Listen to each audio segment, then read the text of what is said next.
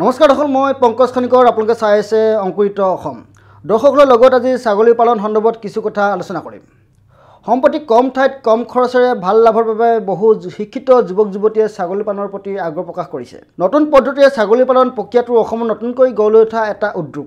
এই উদ্যোগটোৰ বৃদ্ধিৰ বাবে অসম চৰকাৰে ছাগলী পালকসকলক উৎসাহিত কৰিবৰ বাবে কম সুতৰ ঋণ দিয়াৰ ব্যৱস্থা গ্ৰহণ কৰিছে। শেহতীয়াকৈ পশুপালনৰ প্ৰতি আগ্ৰহীসকললৈ চৰকাৰে 50% ৰাজ সাহায্যৰে 10 পৰা 50 লাখ টকালৈ লোনো আগবঢ়াইছিল। বৰ্তমানেও গ্ৰাম্য মহিলাসকলক ছাগলী পালনেৰে স্বাৱলম্বী কৰি তুলিবলৈ গ্ৰাম্য পিছ চোতালৰ ছাগলী উন্নয়ন আঁচনিৰ অধীনত হিতাধিকাৰীৰ মাজত ছাগলী বিতৰণ কৰি আহিছে ৰাজ্যৰ পশুপালন আৰু পশু চিকিৎসা বিভাগে।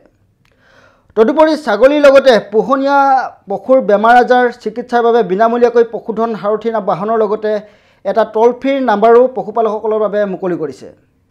এতিয়া 1962 নম্বৰত ফোন কৰিলেই পশুপালকসকলে ইয়াৰ সুবিধা লাভ কৰিব পাৰিব।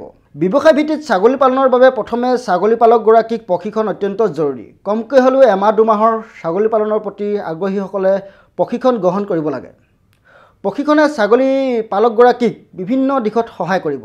ছাগলীবোৰৰ বেমাৰ আজাৰৰ লক্ষণ, ছাগলীৰ উন্নত জাত, প্ৰতিপালন, ঘাঁহ, দোকানৰ কোনবোৰ দানা ভাল, কিমান বয়সত কেনেকুৱা ধৰণৰ দানা খুৱাব লাগে, ছাগলীৰ গঁৰালটো কেনেকৈ বনাব লাগে, প্ৰথম অৱস্থাত কিমান ছাগলীৰে ছাগলী ফাৰ্মখন আপোনালোকে আৰম্ভ কৰিব লাগে ইত্যাদি কথাবোৰ ছাগলী পালনৰ প্ৰতি আগ্ৰহীসকলে জানিব পাৰিব প্ৰশিক্ষণত। অসমত ছাগলী পালনৰ জৰিয়তে সফলতা লাভ কৰা ছাগলী পালকসকলৰ ভিতৰত নলবাৰীৰ পৰিমিতা শৰ্মা অন্যতম। তেওঁ এগৰাকী শিক্ষিত নাৰী। তেওঁ ছাগলী পালন কৰাৰ পূৰ্বে প্ৰশিক্ষণ গ্ৰহণ কৰিছিল।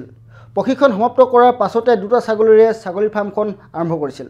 বৰ্তমান তেওঁৰ ছাগলী ফাৰ্মখনত বিভিন্ন জাতৰ 80 পৰা 90জনী ছাগলী আছে। ছাগলী ফাৰ্মখনত দেশী বিদেশী বিভিন্ন জাতৰ ছাগলীও আছে।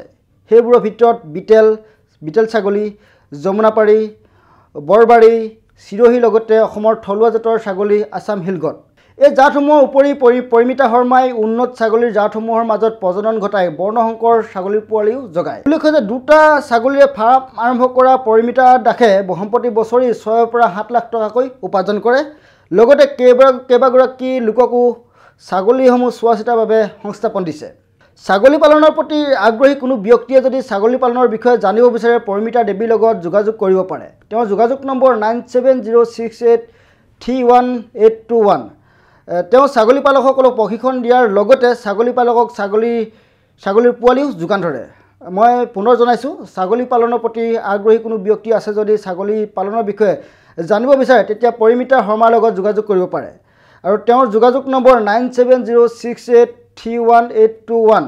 তেওঁ ছাগলী পালকসকলক প্ৰশিক্ষণ দিয়াৰ লগতে ছাগলী পালকক ছাগলীৰ পোৱালিও যোগান ধৰে।